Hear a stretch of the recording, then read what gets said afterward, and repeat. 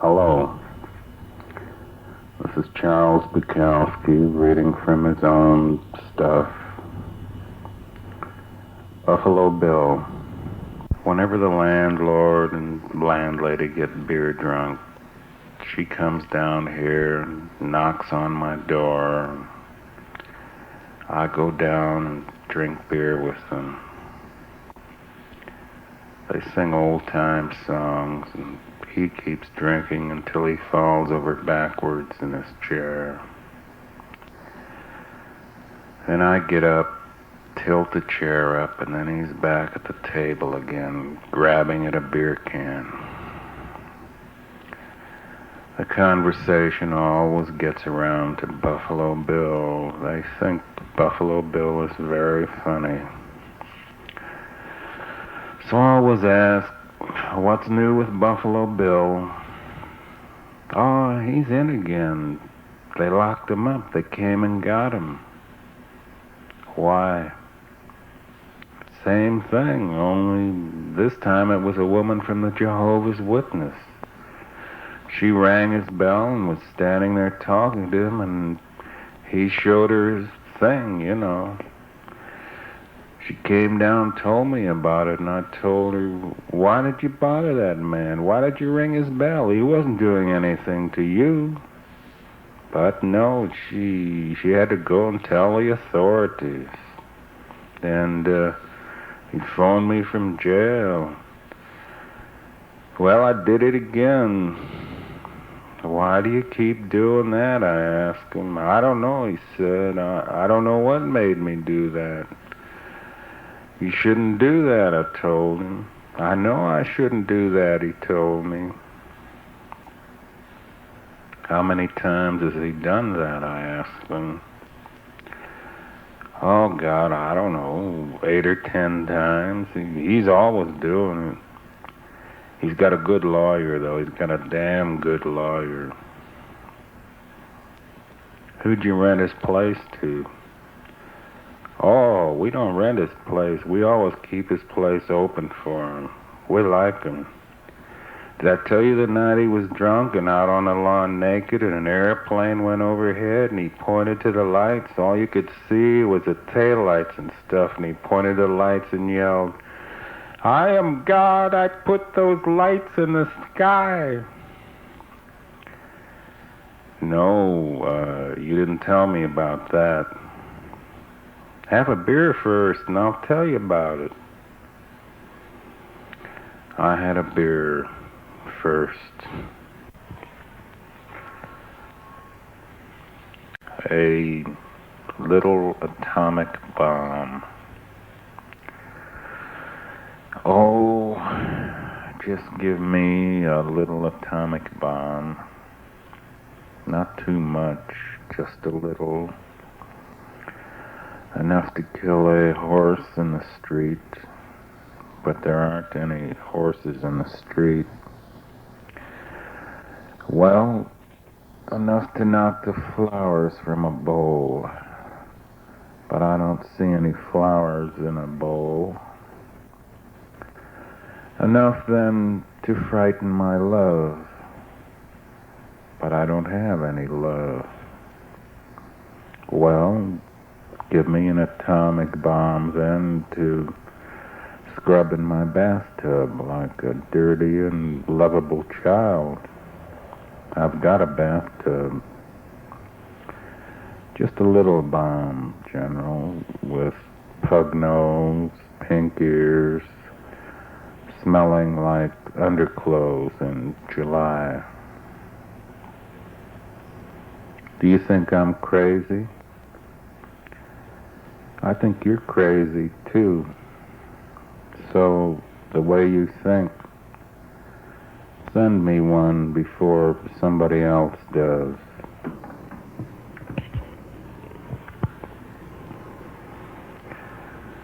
The hairy, hairy fist, and love will die. The dull haunches will sit in chairs and fart. See the paper flowers old women in Lent, horse with broken leg, spider taking it in, wrinkles under bedpan chins, acromegaly, diverticulitis, tabes dorsalis, your soul filled with mud and bats and curses, and the hammers will go in. There will be the hairy, hairy fists, and love will die. Love will stroke the balls of your worst enemy, and your neck will ache, and toilet paper will stick in your crotch. And out the window, the same. Pictures of torture and murder and horror. Cats with birds, cats with mice, dogs with cats, blind men like ivory needing a shave, and the petulant and nasty children of the universe, stealing, climbing, planning, cutting, warring. All was so healthy, all was so strong.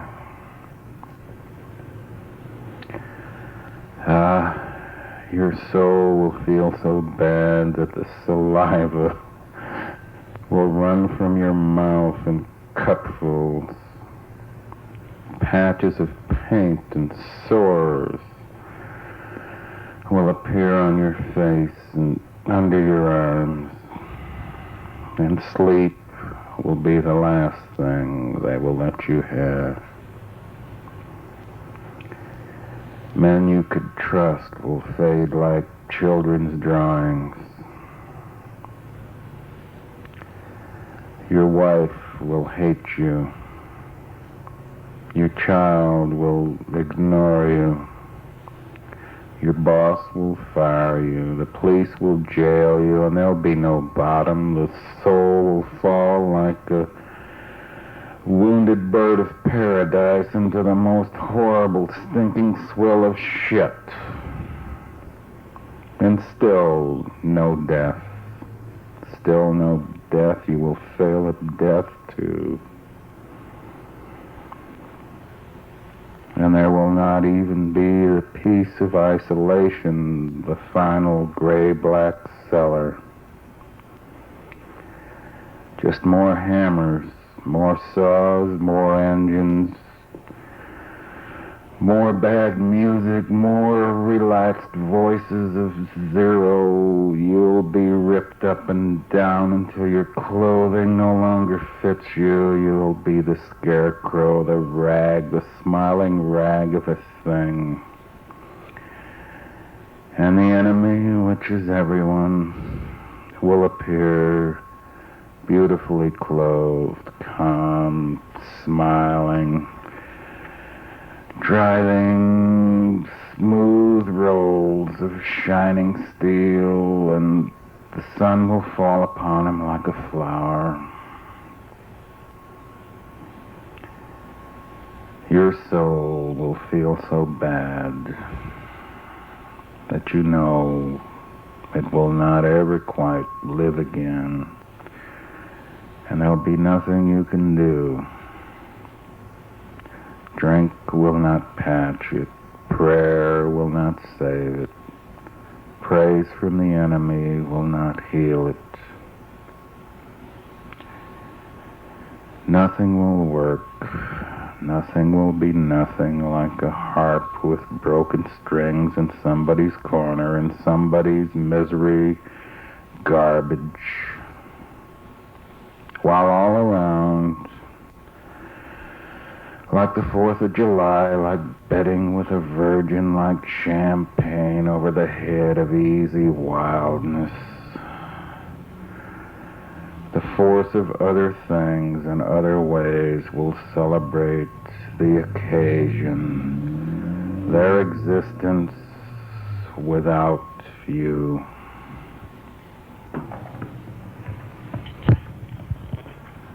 Bukowski still here with all the shades pulled down on a sunny afternoon. Are you still with us? Okay. Just a Salem. Don't get excited.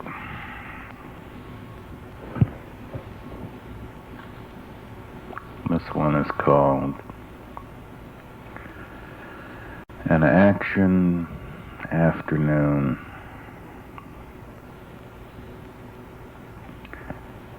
Harold Sane, his driver's license said.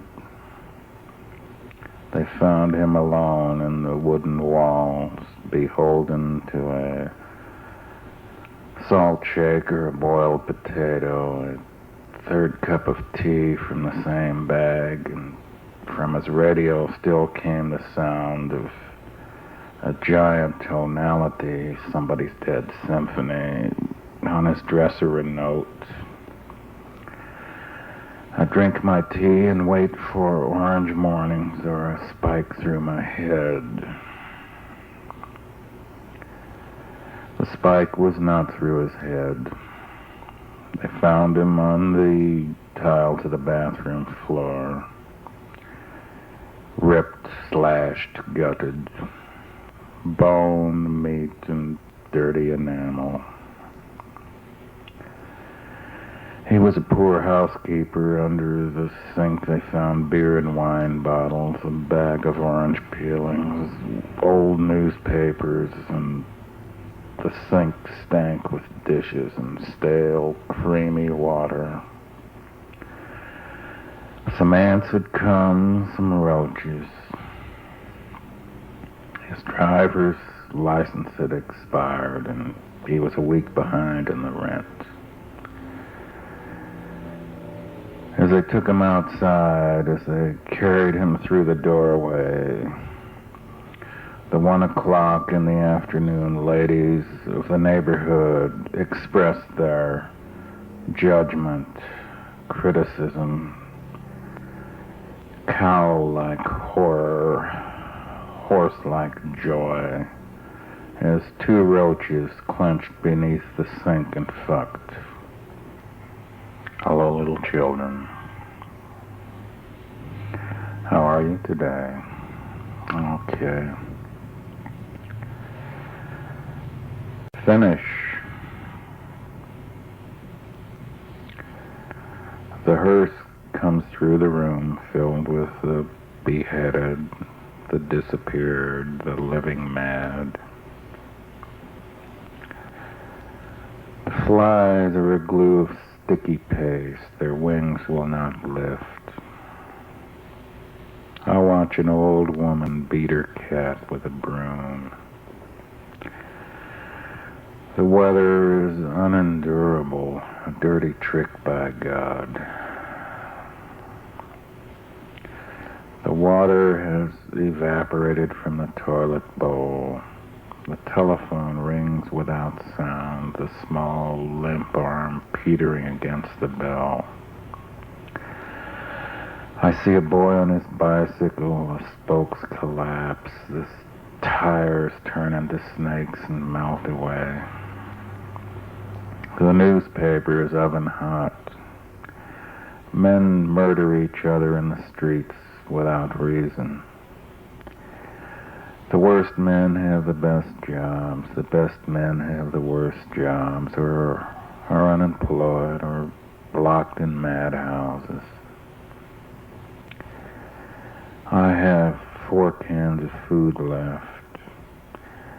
Air-conditioned troops go from house to house, from room to room, jailing, shooting, bayoneting the people.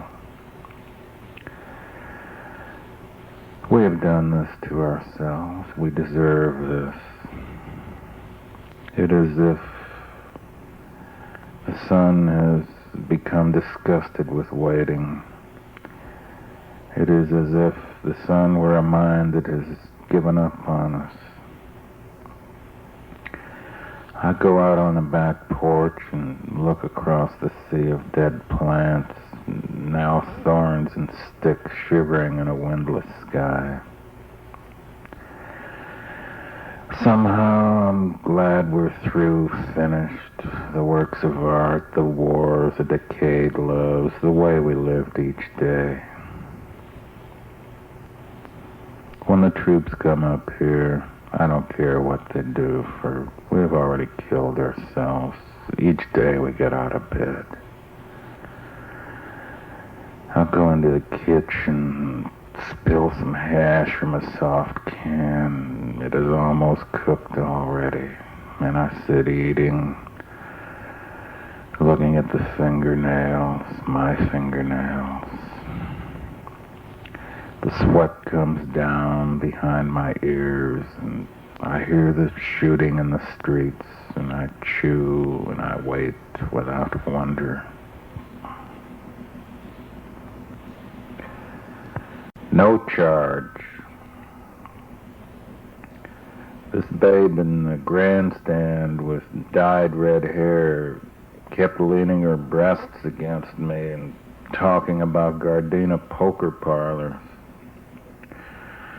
But I blew smoke into her face and told her about a Van Gogh exhibition I'd seen up on the hill. And that night when I took her home, she said Big Red was the best horse she'd ever seen until I stripped down. Though I think on the Van Gogh thing they charged 50 cents.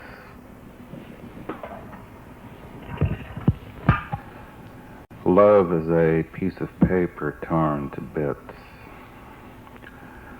All the beer was poisoned and the captain went down and the mate and the cook, and we had nobody to grab sail.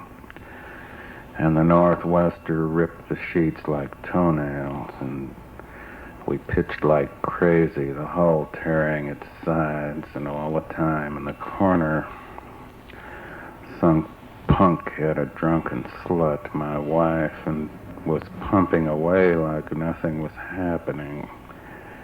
And the cat kept looking at me and crawling in the pantry amongst the clanking dishes with flowers and vines painted on them until I couldn't stand it anymore and took the thing and heaved it over the side. Something for the touts, the nuns, the grocery clerks, and you. We have everything and we have nothing. And some men do it in churches, and some men do it by tearing butterflies in half. And some men do it in Palm Springs, laying it into butter blondes with Cadillac souls. Cadillacs and butterflies, nothing and everything.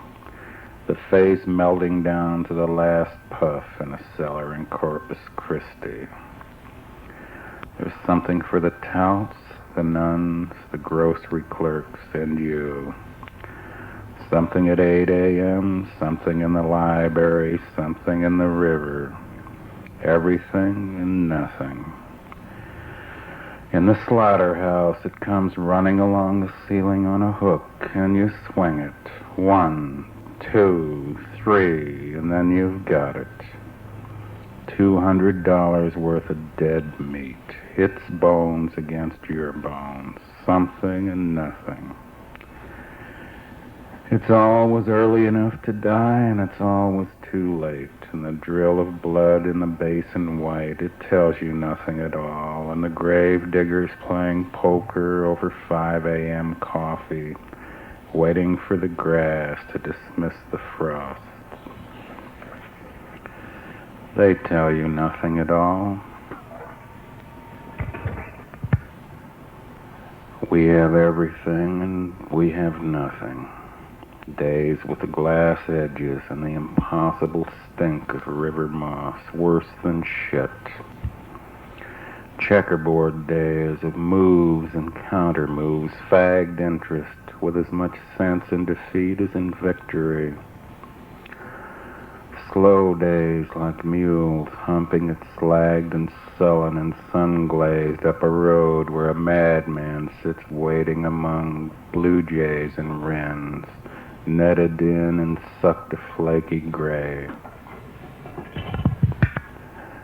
Good days, too, of wine and shouting, fights in alleys, fat legs of women striven around your bowels, buried in moans, the signs in bull rings like diamonds hollering Mother Capri, violets coming out of the ground telling you to forget the dead armies and the loves that robbed you.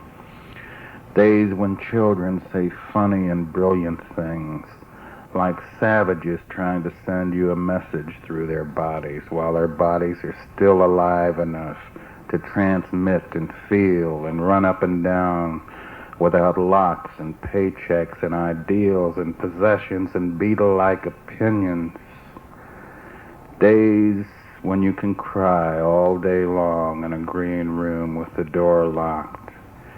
Days when you can laugh at the bread man because his legs are too long. Days of looking at hedges and nothing and nothing. The days of the bosses, yellow men with bad breath and big feet, men who look like frogs, hyenas, men who walk as if melody had never been invented. Men who think it is intelligent to hire and fire and profit. Men with expensive wives they possess like 60 acres of ground to be drilled or shown off or to be walled away from the incompetent. Men who'd kill you because they're crazy and justify it because it's the law. Men who stand in front of windows 30 feet wide and see nothing. Men with luxury yachts who can sail around the world and yet never get out of their vest pockets. Men like snails, men like eels, men like slugs and not as good. And nothing. Getting your last paycheck at a harbor, at a factory, at a hospital, at an aircraft plant, at a penny arcade, at a barber shop, at a job you didn't want anyway.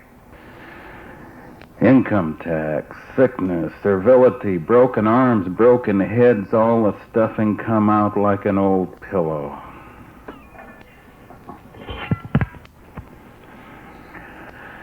We have everything and we have nothing.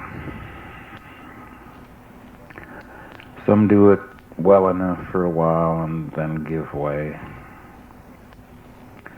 Fame gets them, or disgust, or age, or lack of proper diet, or ink across the eyes, or children in college, or new cars, or broken backs while skiing in Switzerland, or new politics, or new wives, or just natural change and decay.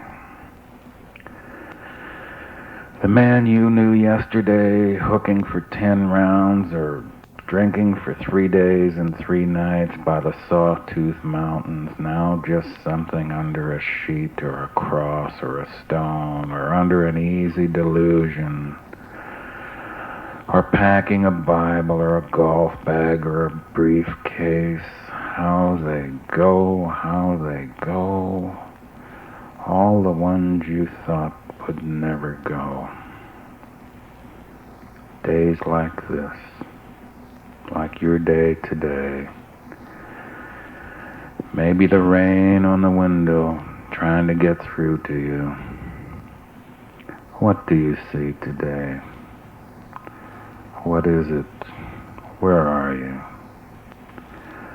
The best days are sometimes the first, sometimes the middle, and even sometimes the last. The vacant lots are not bad. Churches in Europe on postcards are not bad. People in wax museums frozen into their best sterility are not bad. Horrible, but not bad. The canon, think of the canon.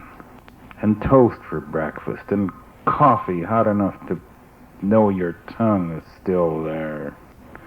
3 geraniums outside a window, trying to be red and trying to be pink and trying to be geraniums. No wonder sometimes the women cry. No wonder the mules don't want to go up the hill. Are you in a hotel room in Detroit looking for a cigarette? One more good day, a little bit of it. And as the nurses come out of the building after their shift, having had enough, 8 nurses with different names and different places to go, walking across the lawn. Some of them want cocoa and a paper. Some of them want a hot bath. Some of them want a man. Some of them are hardly thinking at all. Enough and not enough. Arcs and pilgrims, oranges, gutters, ferns, antibodies, boxes of tissue paper. In the most decent, sometimes sun, there is the soft smoke feeling from urns and the canned sound of old battle planes. And if you go inside and run your finger along the window ledge, you'll find dirt, maybe even earth. And if you look out the window, there will be the day. And as you get older, you'll keep looking, sucking your tongue in a little. Ah, no, maybe. Some do it naturally, some obscenely, everywhere.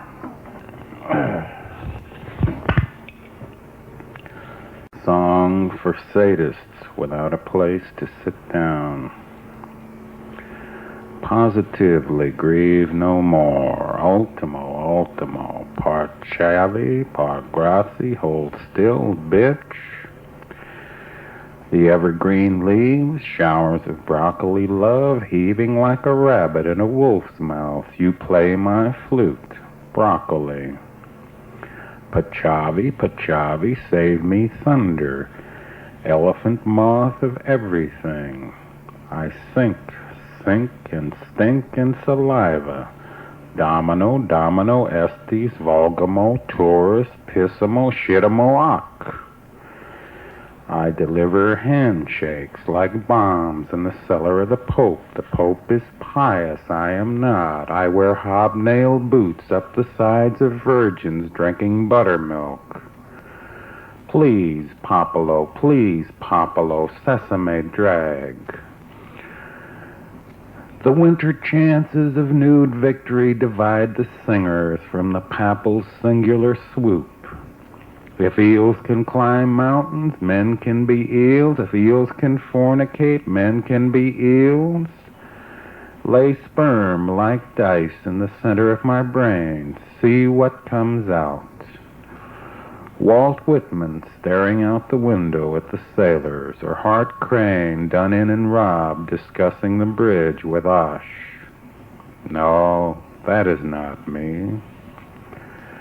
Domino, populi, domino. In spring, the heather says swish. In summer, the heather says wish. In autumn, the heather says die. In wintertime, she dies. Domino pop. I am still here.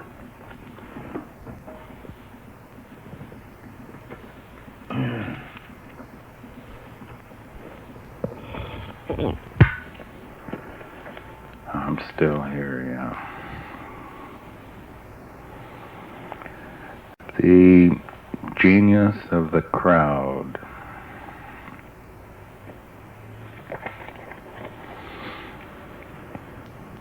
There is enough treachery, hatred, violence, absurdity in the average human being to supply any given army on any given day. And the best at murder are those who preach against it. And the best at hate are those who preach love. And the best at war, finally, are those who preach peace. Those who preach God need God. Those who preach peace do not have peace. Those who preach love do not have love. Beware the preachers. Beware the knowers.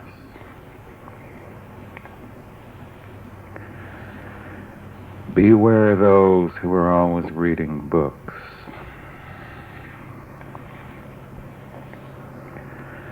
Beware those who either detest poverty or are proud of it.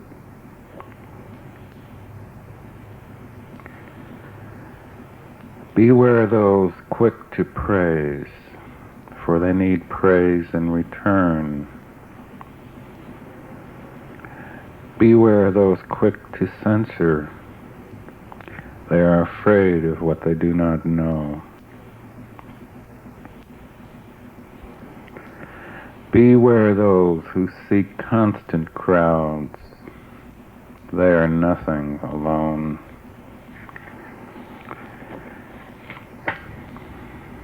Beware the average man, the average woman. Beware their love. Their love is average, seeks average. But there is genius in their hatred. There is enough genius in their hatred to kill you, to kill anybody. Not wanting solitude, not understanding solitude, they will attempt to destroy anything that differs from their concepts. Not being able to create art, they will not understand art. They will consider their failure as creators only as a failure of the world. Not being able to love fully, they will believe your love incomplete, and then they will hate you. And their hatred will be perfect,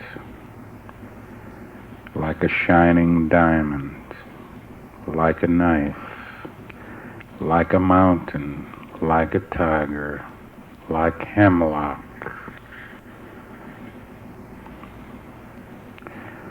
Their finest art. Farewell, foolish objects. I've lain in bed all day, but I've written one poem and I'm up now, looking out the window and, like a novelist might say, drunk. The clouds are coming at me like scullery maids with dishpans and bedpans in their hands. Something that holds a gritty, dirty water. But I'm a drunken non-novelist, but in clear shape now. Here sits the bottle of beer, and I'm warmly thinking in a kind of foam-shaped idle fancy, working closely.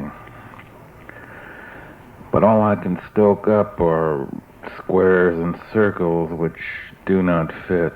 So, well, messieurs, I'll tell you the truth again. In bed, I read another article on D. Thomas, and someday I'll get lucky and sit around and buy a French horn and a tame eagle, and I'll sit on the porch all day, a white porch always in the sun. One of those white porches with green vines all around, and I will read about Dylan and D.H. until my eyes fall out of my head for eagle meat, and I can play the French horn blind. But even now it gets darker, the evening thing into night. The bones down here, the stars up there. Somebody rattling the springs in Denver so another puker can be born.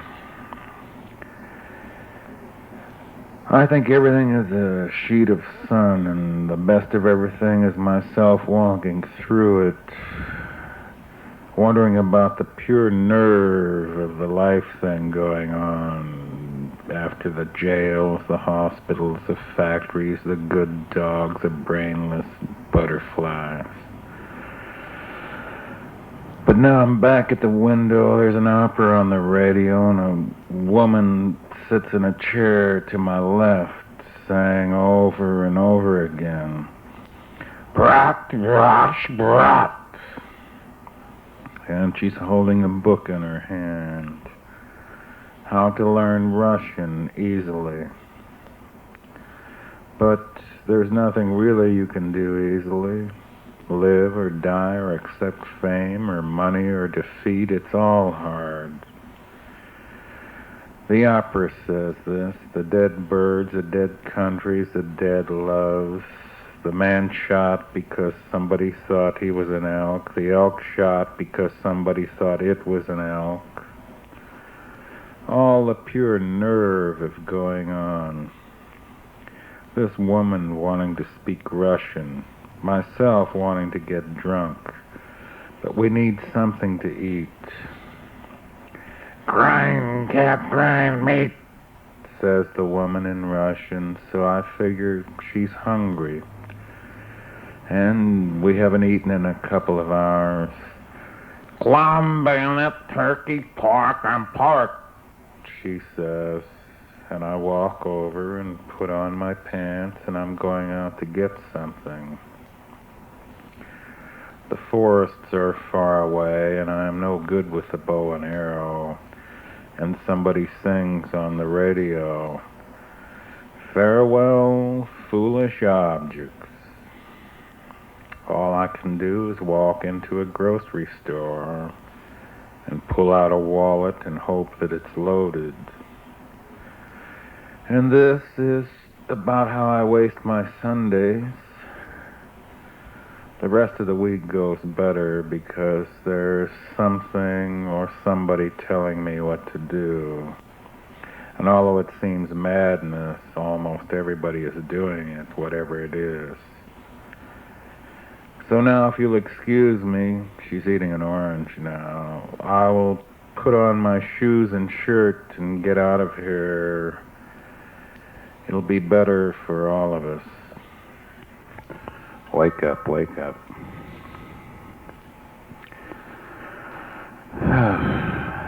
Let me have another beer here. Just a minute.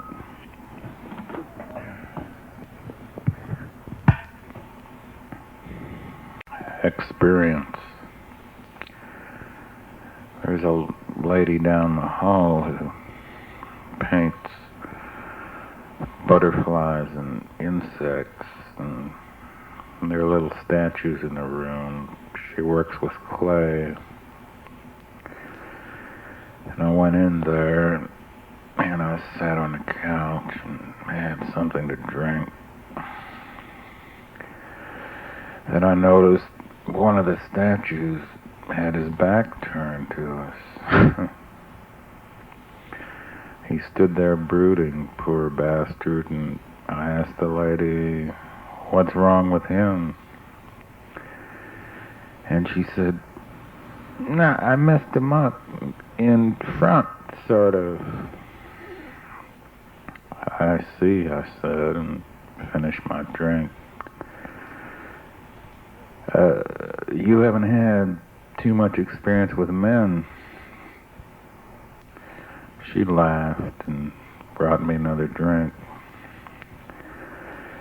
We talked about clay, death of Cummings, art, survival, and so forth. "You ought to know more about men," I told her. "I know," she said.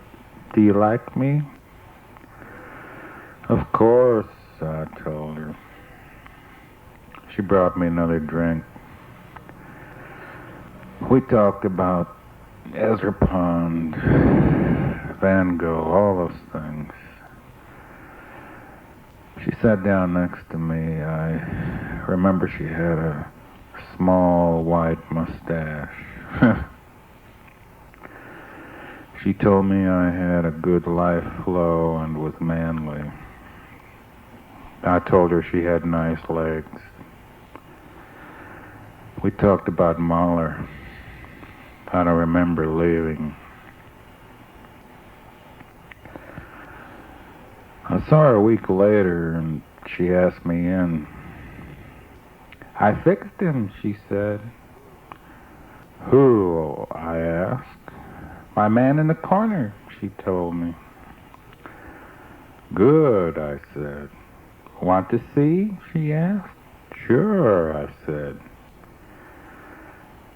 She walked to the corner and turned him around. He was fixed, all right. My God, it was me.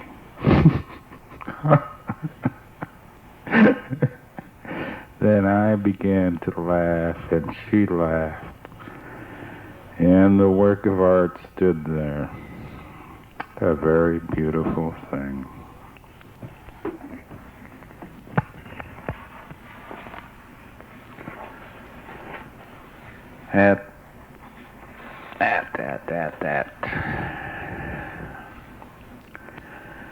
At the end of feet, the blackbird walks.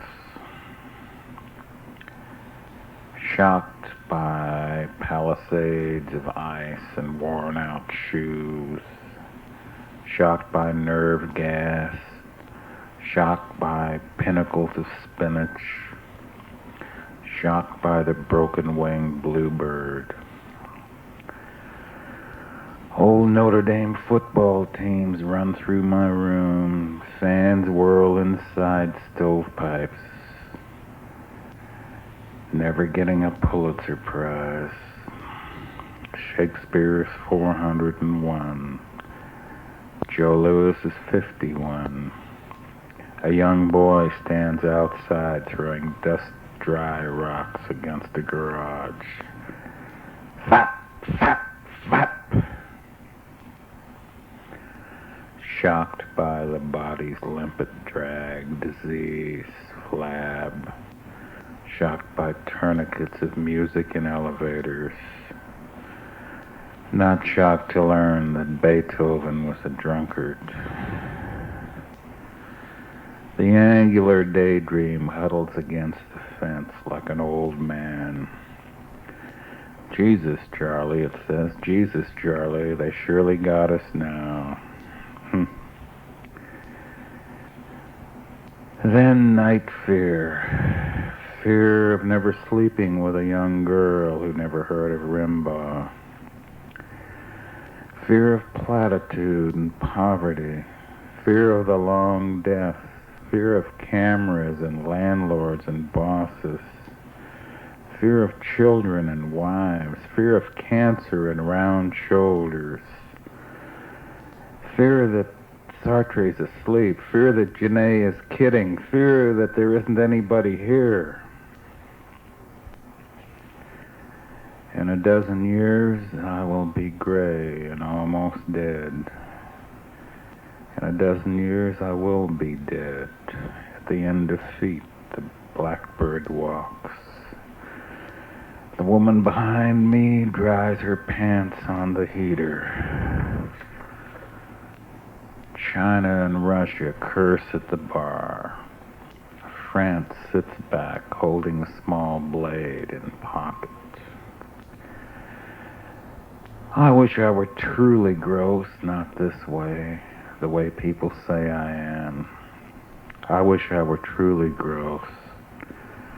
Weighed 366 pounds and sat at a back table in Paris, 6 novels behind me, about ready to die and waiting, eating something out of a pot, a 1/2 live rabbit, regarding the women as soot. The world is soot. Knowing the ground will bring up potatoes, coal, old graves, diamonds. Knowing a joke about the sun and partly about what God is up to. Sitting there, an accumulation, spooning it down, glowing pink and famed and not caring under electric light. And I, with only a temporary will, all the waitresses frightened, trembling in their silly flowered panties, all the young boys wanting to know how it's done, what the equation is. And I am, after all, truly gross. I get up and walk out, electric, into darkness, and crack my cane head against the building. Bap! And that is it. 2 jet planes pass to the left now. I see a white and yellow roof through a dead walnut tree. The shock is in seeing and feeling and never knowing. It is a knowing that makes you gross. There's nothing to know. I may make Paris yet.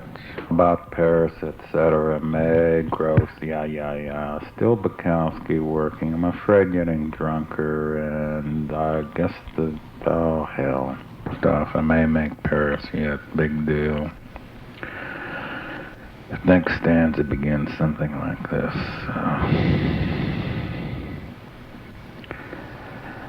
And I will send you a great sealed letter with a black scrawl at the bottom, thick and demented.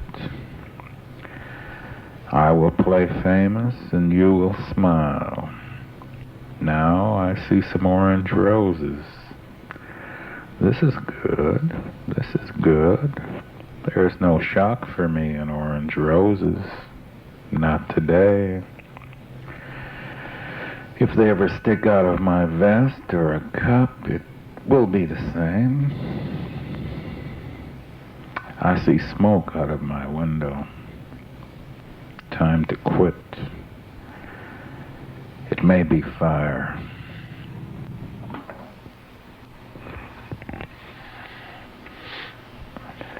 Bukowski.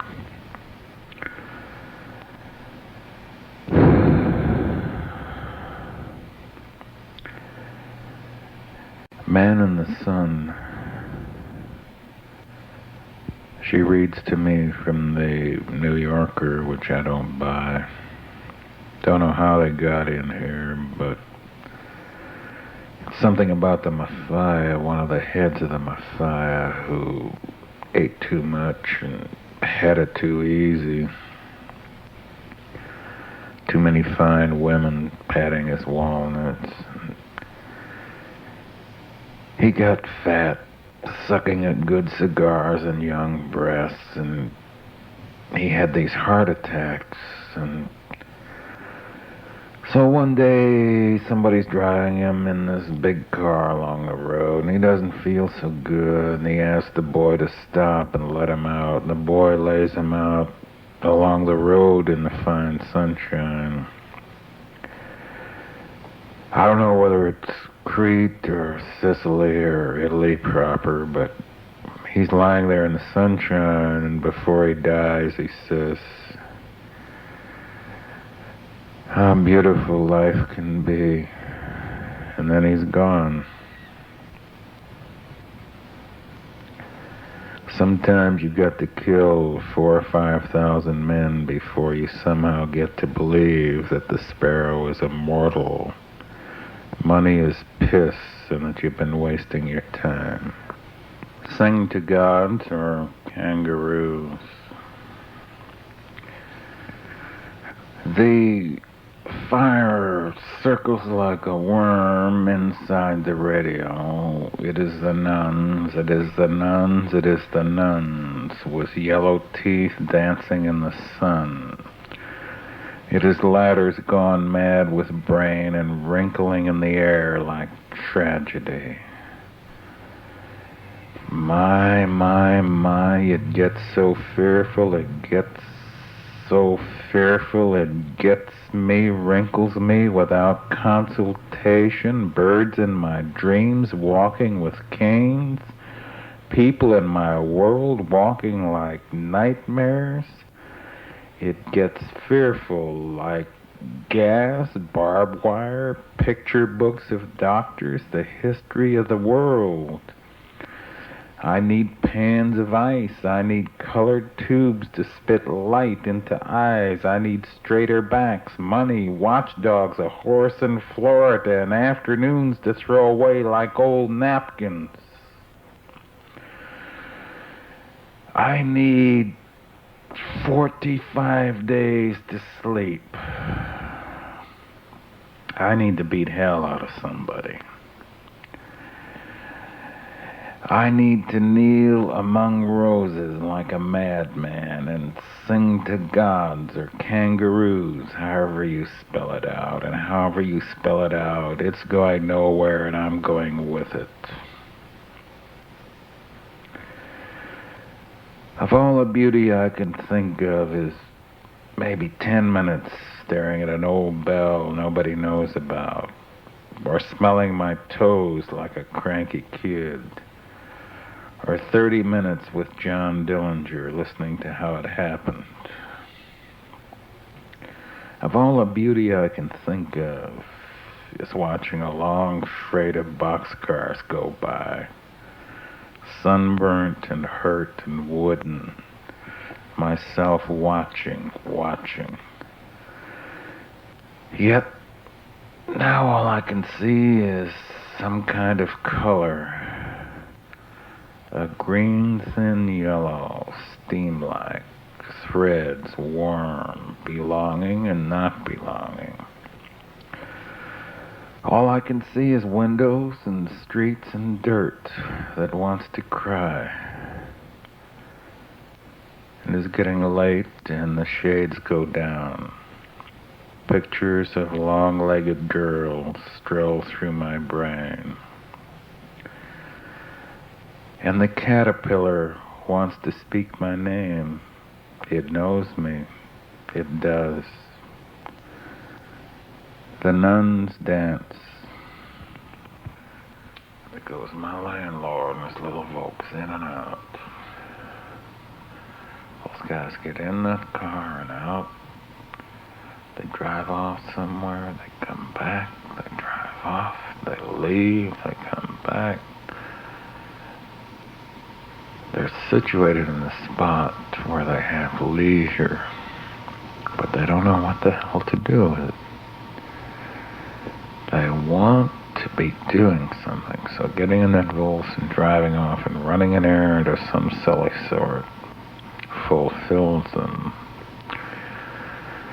They check little ads in the newspaper, corn, 4 years for a quarter. They'll drive halfway across town to get that. A Volks isn't supposed to burn gas. Well, fuck. Let's forget them.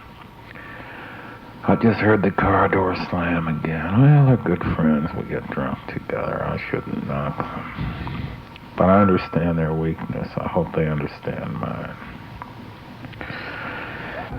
The Japanese wife. Oh, Lord, he said, Japanese women, real women, they have not forgotten. Or German women in the doorway, or even beetles from Siam. What will you have, bending and smiling and closing wounds men have made? But American women will kill you just like they tear a lampshade. American women care less than a dime. They've gotten derailed. They're too nervous to make good. Always smiling, belly aching, disillusioned, overwrought. But oh Lord, say the Japanese women. There was this one. I came home and the door was locked. When I broke in, she broke out the bread knife and chased me under the bed. And her sister came, and they kept me under that bed 3 days. And when I came out at last, she didn't mention attorneys, just said, "You will never wrong me again." And I didn't. But she died on me. In dying, she said, "You can wrong me now." And later I did. But you know, I felt worse then than when she was living. There was no voice, no knife, nothing but little Japanese prints on the wall, all those tiny people sitting by red rivers flying with green birds. And I took them down and put them upside down in a drawer with my shirts. It was the first time I realized that she was dead, even though I'd buried her. And someday I'll take them all out again. All the tan-faced little people sitting happily by their bridges and huts and mountains. But not right now, not just yet, man. Bukowski's still at it.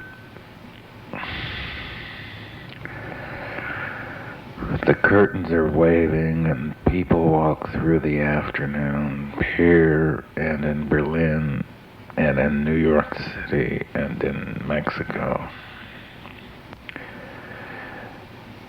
I wait on life like a pregnancy, with the stethoscope to the gut. But all I hear now is the piano slamming its teeth through areas of my brain. Somebody in this neighborhood likes Gershwin, which is too bad for me. And the woman sits behind me, sits there, and keeps lighting cigarettes. And now the nurses leave the hospital near here. And they wear dresses that are naked in the sun to cheer the dead and the dying and the doctors. Especially the doctors.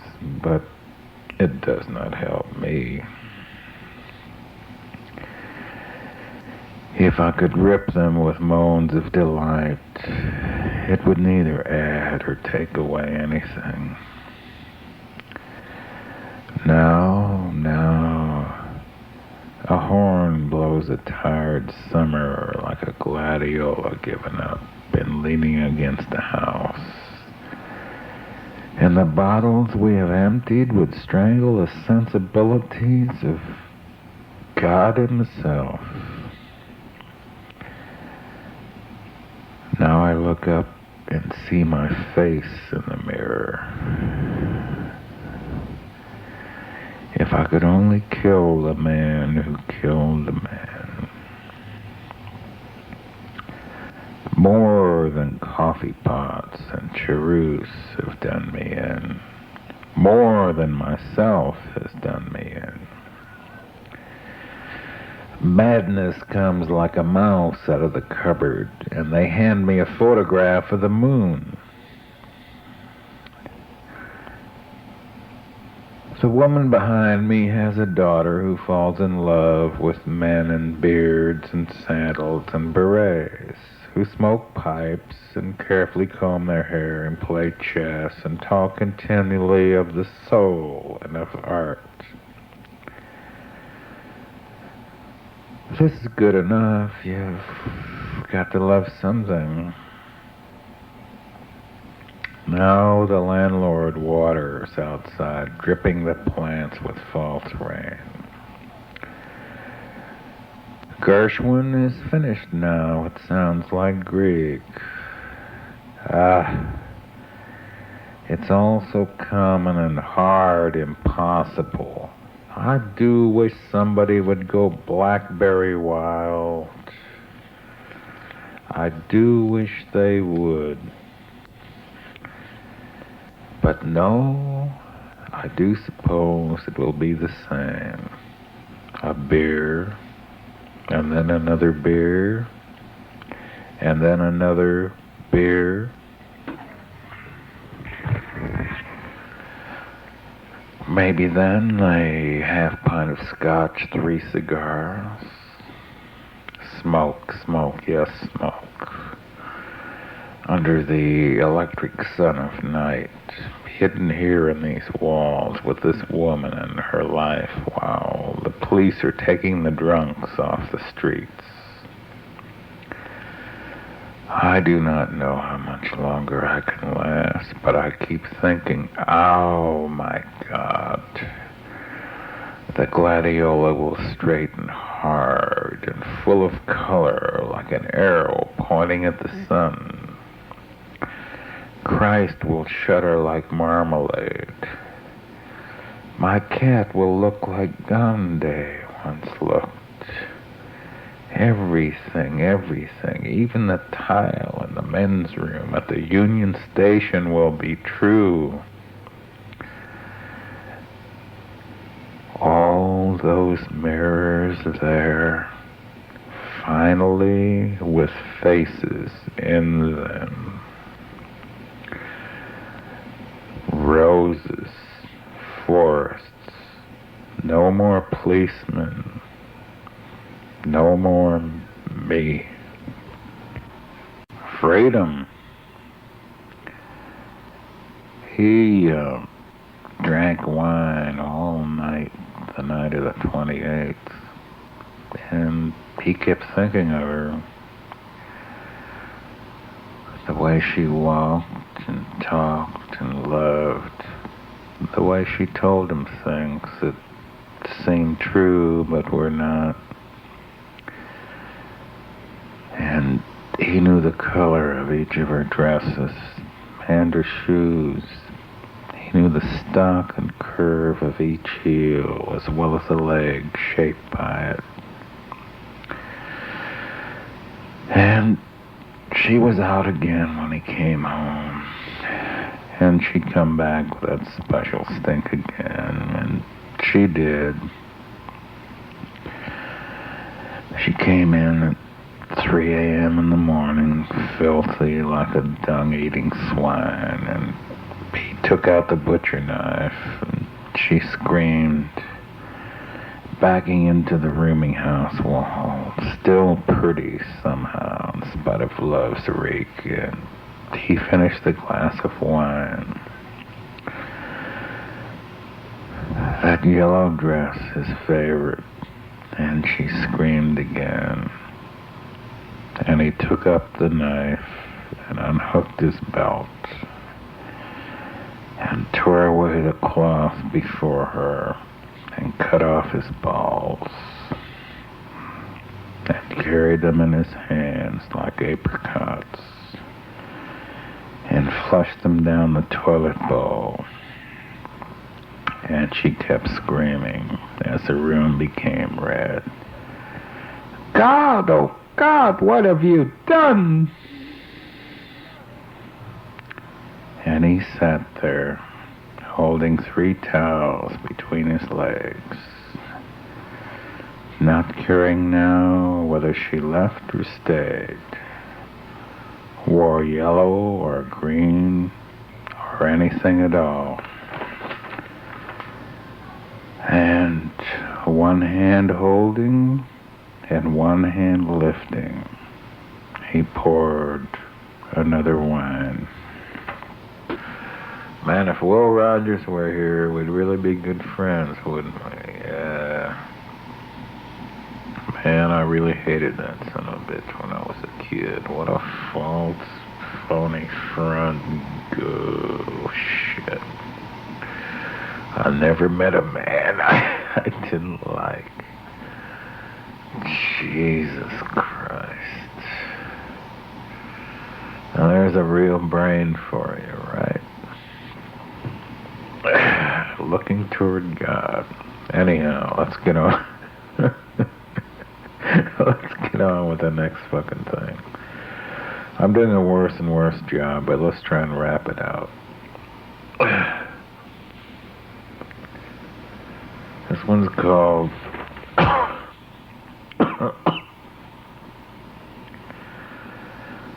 True Story. They found him walking along the freeway, all red in front. He'd taken a rusty tin can and cut off his sexual machinery as if to say,